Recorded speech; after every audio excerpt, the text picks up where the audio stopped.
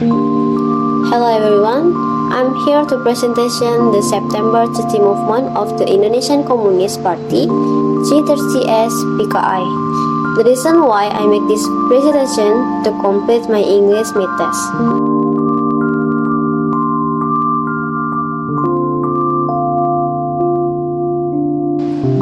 Before we're going into the topic, let me introduce myself. My name is Divaliki Ramadhani. I'm accounting major student.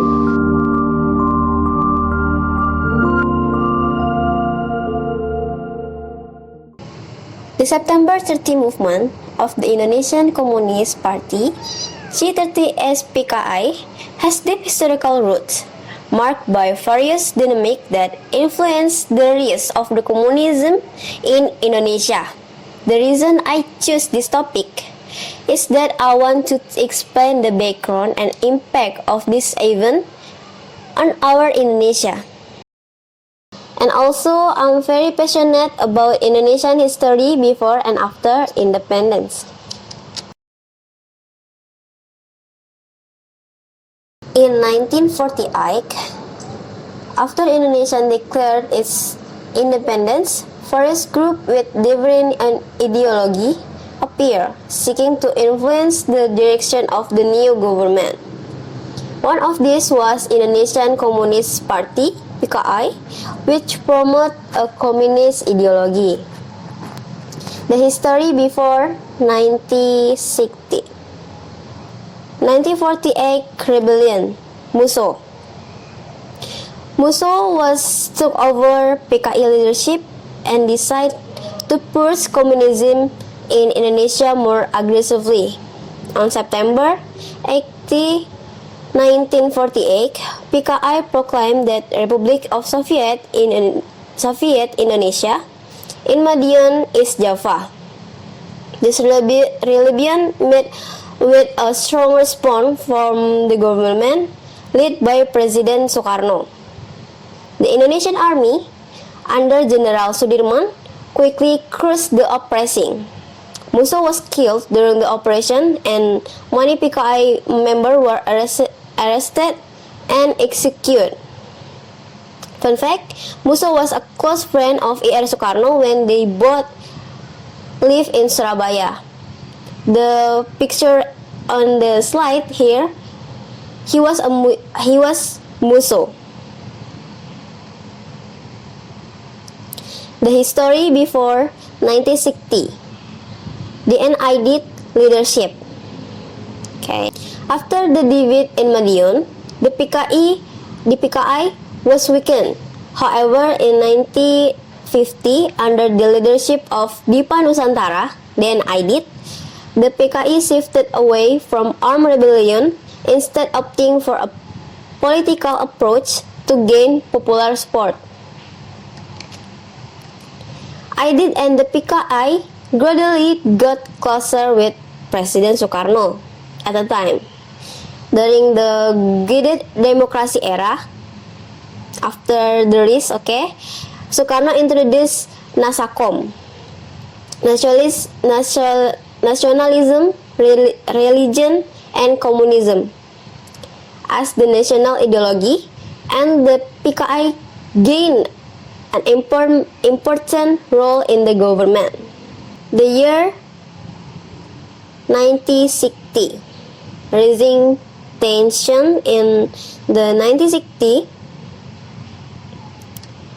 The tension is rising among three primary forces. There are three primary forces. There was Indonesian Army, the PKI, and Islamic group. The PKI proposed the formation of fifth force consisting of armed laborers and peasants, a proposal strongly opposed by the Indonesian army. Meanwhile, Indonesian economic was worsened, and concern about Sukarno had raised fear of a power vacuum. Because if there's a power vacuum, the external will be come again to this country, okay?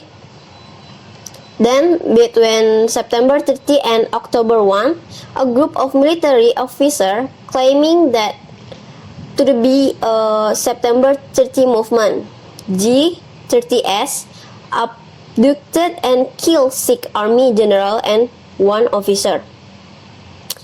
The picture on this slide, this is the victim of the G30S at the time is General Ahmad Yani, Lieutenant General Suprapto, Lieutenant General S. Parman, Lieutenant General Haryono, and Lieutenant General Sutoyo, Captain Pierre Tandian, and Major General D.I. Panjaitan. Actually, there was one survived on this event. He was Aha Nasution. Nasution was target too, but he was able to escape. The key reason for his survival was that his house was attacked and he was shot at, but he managed to flee through the back gate into the Turkey. His daughter Ade Irma Suryani Nasution, who was only younger at the time, was tragically killed during the attack. She was shot and died as a result of the gunfire direct at her father's house. Nasution survived were partly due this to his quick thinking and the intervention of his family, who helped him escape the attacker. Later on, he will play a pivotal role in helping General Suharto crush the coup attempt and ultimate rise to power. The impact of G30S PKI. First, military operation. The PKI was immediately accused of mastermind behind the G30S. The government claimed that PKI had tried to overthrow Sukarno government and establish a communist regime. Major General Suharto, then that head of Strategic Reserve Command, Constat, assumed command and successfully thwarted the G30S. In the day that followed, military operations were launched to eliminate PKI members throughout Indonesia. 2. Mass killing. It was so sadly, because there are so many people, thousands of people accused of being PKI member or sympathizer being arrested, imprisoned, and killed throughout Indonesia. This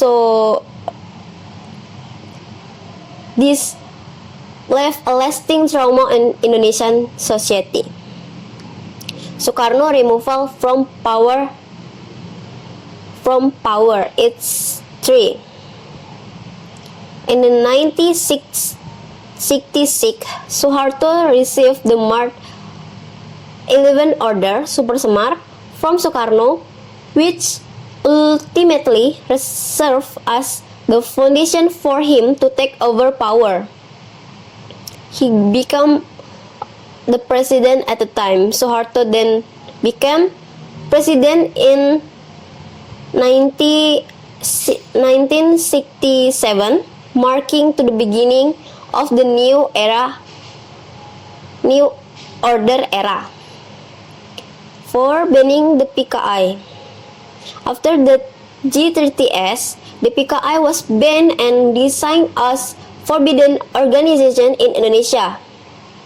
Suharto, New Order regime, suppressed any elemental demand subversive, including communism.